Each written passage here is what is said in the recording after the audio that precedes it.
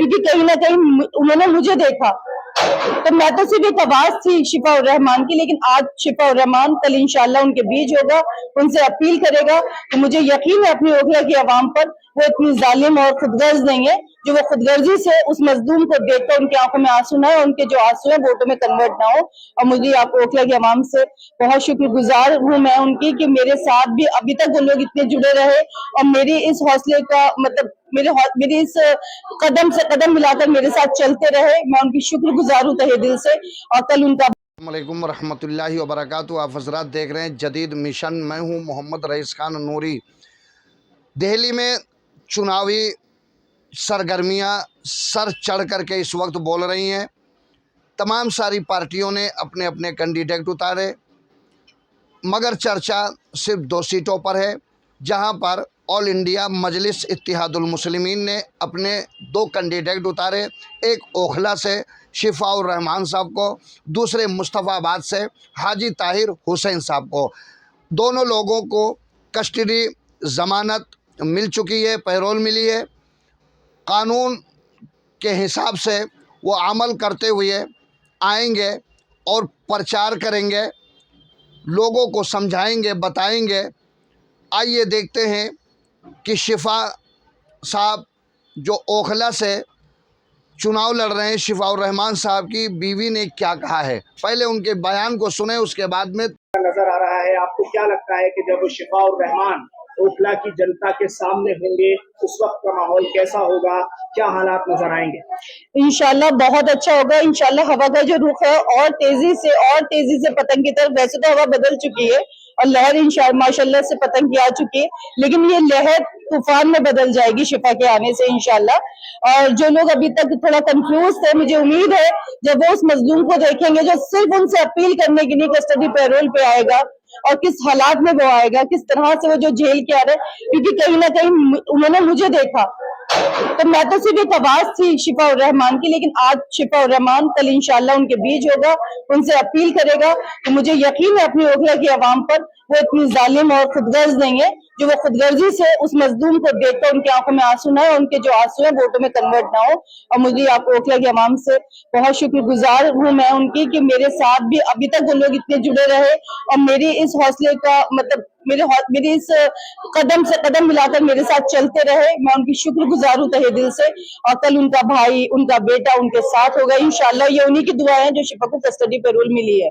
अच्छा, बार बार हम देख रहे हैं कि असदुद्दीन ओवैसी यहाँ पहुँच रहे हैं। अक्सर देखा जाता है कि कोई बड़ा नेता एक बार आया और आने के बाद चला गया भाषण देकर। कौन सी आपको एक ऐसी उम्मीद नजर आ रही है या ओवैसी साहब को ओखला से और मुस्तफाबाद से नजर आ रही है जिसको लेकर वो पूरा दम झोंके हुए हैं? क्योंकि कहीं ना कहीं उनका ये प्यार है हम लोगों के लिए और उनका एक सपोर्ट है। वो भी ये चाहते हैं कि ऐसे मजलूमों को आना चाहिए और इस तरह के लोगों को जो हक के लिए और कौम के लिए खड़े रहे। तो उनका भी कहीं ना कहीं एक वही सोच है कि वो चाहते हैं कि शिफा उर रहमान और ताहिर साहब जीते और इस सीट पर आगे लोगों की बेहतरी के लिए काम करें। मोदी जी, लोग अपनी कुर्बानियां गिना रहे हैं। वो कह रहे हैं कि हम मुसलमानों के लीडर हैं, हमने मुसलमानों के लिए काम किया है।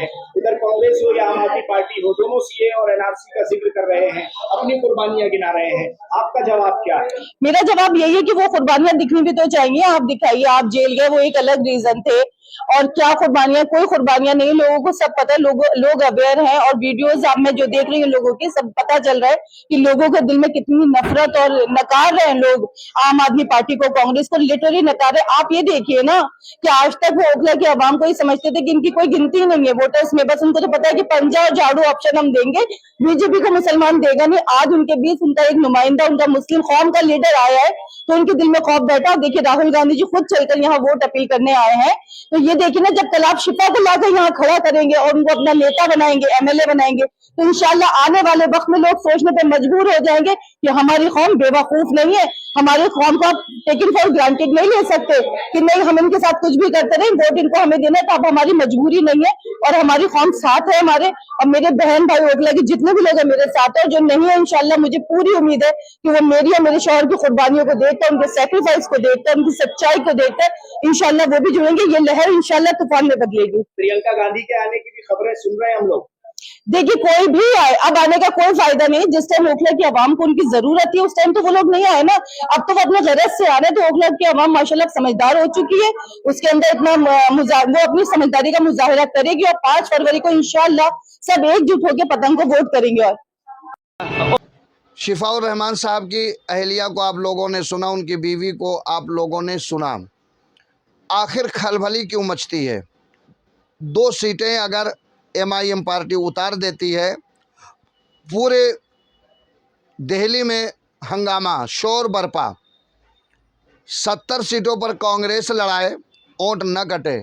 70 सीटों पर आम आदमी पार्टी लड़ाए, वोट न कटे। समाजवादी पार्टी अपना कैंडिडेट उतारे, वोट न कटे। बसपा अपना कैंडिडेट उतारे, वोट न कटे।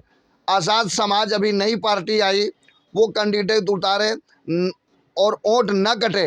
वोट तो सिर्फ IMIM काटती है, ऑल इंडिया मजलिस इत्तेहादुल मुस्लिमीन काटती है। और ये कोई दूसरा नहीं कहता है, ये मुसलमान कहते हैं। अफसोस की बात यह है कि जो मुसलमानों के लिए आवाज़ ईमान से लेके मैदान तक उठाता हो, उसी को मुसलमान BJP का एजेंट कहते हैं। ऐसे लोगों को शर्म आनी चाहिए, चुल्लू भर पानी में डूब करके मर जाना चाहिए। क्योंकि ये 2 लोगों को टिकट MIM पार्टी ने दिया है जो जेल में थे। उनको बाहर निकालने के लिए ये रास्ता साफ किया, पैरवी किया। कोर्ट के सामने उन्होंने तमाम सारे सबूत रखे, बात रखी।